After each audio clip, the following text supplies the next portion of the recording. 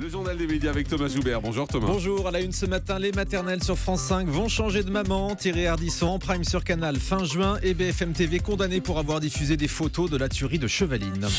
Et on commence avec la suite du mercato du changement à la tête de la présentation de l'émission Les Maternelles sur France 5. Le programme destiné aux jeunes parents va connaître sa 6e animatrice. Après Maïté Nabi-Rabin, Karine Lemarchand, Elisabeth Chungui, Daphné Burki, la présentatrice actuelle Julia Vignali a annoncé son départ ce week-end. Dans Le Parisien, elle explique avoir envie de passer à autre chose, quelque peu saturée par la problématique de la petite enfance.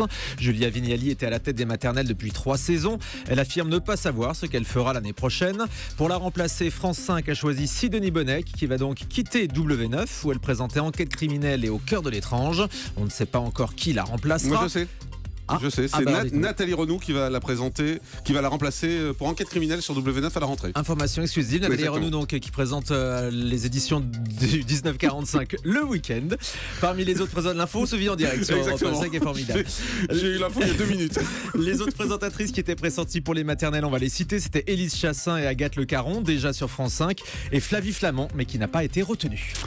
Et puis toujours sur France 5, un ancien vainqueur de Koh-Lanta rejoint l'émission On n'est pas que des cobayes. Laurent Mestret, gagnant de Koh-Lanta l'année dernière, co-animera le magazine scientifique de France 5, diffusé le vendredi soir. Dans Le Parisien, il explique qu'il sera chargé de relever les défis de l'émission.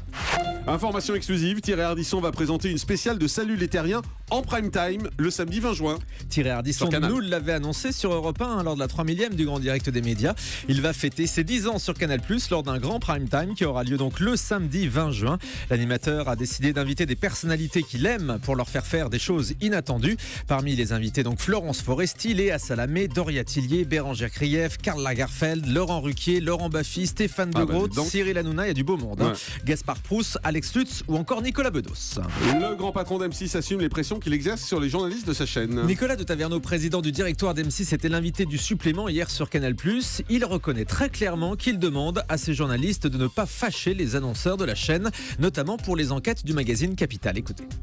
Il y a toujours des pressions. Moi, je dis par exemple, nous avons la pression de nos clients.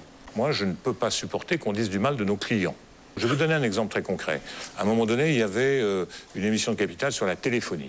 Nous sommes partie prenante puisque nous faisons M6 Mobile. Je leur ai expliqué, si on fait une émission sur la téléphonie, forcément, on va dire, si elle est bonne pour Orange, on dira, bah ouais, on comprend. Si elle est mauvaise pour Orange, on va se fâcher avec notre client. Donc, il n'y a pas de bonnes émissions. C'est comme, on ne peut pas faire une émission facile pour nous qui sommes propriétaires de Bordeaux sur Marseille. Voilà, c'est tout. Donc il y a des choses qu'il faut éviter. Du coup, il faut le savoir, quand on est journaliste et qu'on vient sur le groupe, dans votre groupe, voilà, il y a des choses qui sont plus compliquées à traiter que d'autres. Il y a des choses qui sont beaucoup plus compliquées à traiter d'autres. Moi, je le dis avec beaucoup de clarté.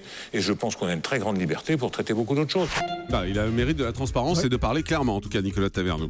Julien Courbet et Jean-Luc Lemoyne, privés de Touche pas à mon poste cet été. L'émission de Cyril Hanouna restera à l'antenne sous forme de best-of, mais avec des lancements frais. Selon les sites chargés de recruter du public, ces émissions de l'été ne seront présentées ni par Julien Courbet ni par Jean-Luc Lemoyne, les remplaçants habituels de Cyril Hanouna, mais par 2 filles de l'équipe, Valérie Benaïm et Enora Malagré. La Sophie, effectivement. En revanche, Julien Courbet prépare un concours. Mais non. Bah si. Mais non. Mais si. Un concours de barbecue pour 8. C'est nouveau.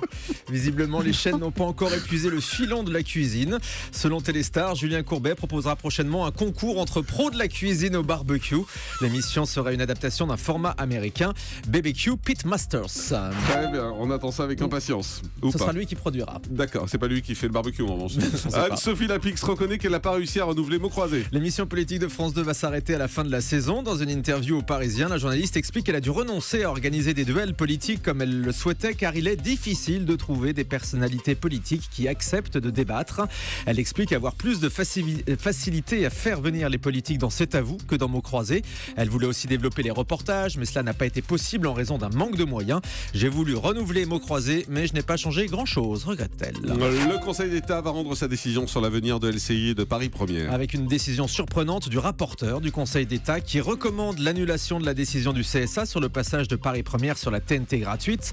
En revanche, l'interdiction concernant LCI devrait être confirmée. Le Conseil d'État rendra sa décision dans les prochains jours. En clair, l'avenir de LCI s'assombrit un peu plus. En revanche, Paris Première devrait pouvoir demander un réexamen de sa demande. BFM TV, le journaliste Dominique Rizet, condamné par la justice pour le traitement de la tuerie de Chevaline en Haute-Savoie. La chaîne avait diffusé des photos de la tuerie de Chevaline. Le tribunal correctionnel d'Annecy a condamné le directeur de la rédaction de BFM TV et le journaliste journaliste Dominique Rizet a payé des amendes de 10 000 € chacun. Ils ont été reconnus coupables de recel de violation du secret de l'instruction. C'est la famille du cycliste tué dans la tuerie qui avait porté plainte. Sur les clichés diffusés, on distinguait le corps de l'homme gisant à terre, abattu de plusieurs balles.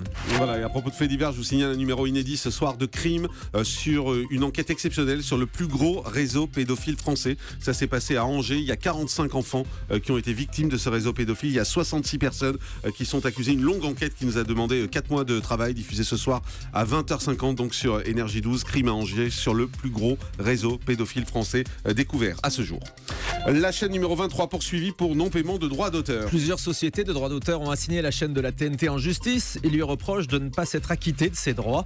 Le préjudice est estimé à 1 million d'euros tout de même. La direction de la chaîne a indiqué qu'elle comptait régler le problème avec les sociétés d'auteurs sous 10 jours.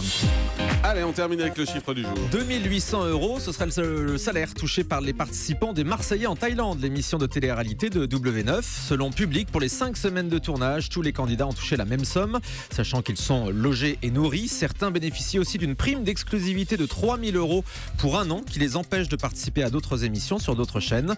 Selon ces chiffres, donc, les salaires de W9 seraient de 5 à 10 fois moins importants que ceux des anges de la télé-réalité sur Énergie 12, où les candidats touchent là de 15 000 à 40 000 €. C'est très bien payé les anges de la télé-réalité. Le tournage est un peu plus long aussi. Ouais, c'est vrai. Merci beaucoup Thomas Joubert.